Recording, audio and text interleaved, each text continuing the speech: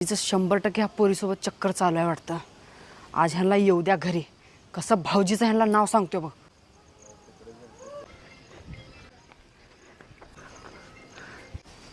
ओ जरा तुमच्या भावाकडे पण लक्ष द्या.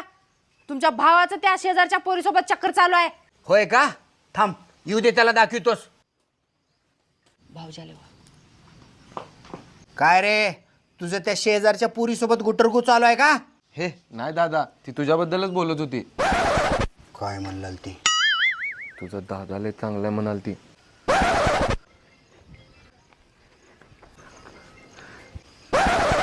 आणि काय म्हणलाल ती? आणि म्हणाल ती की तुझ्या दादाला सांगून मी तुमच्या घरची सून होणार आहे आणि माझ्यासोबत लग्न करणार आहे.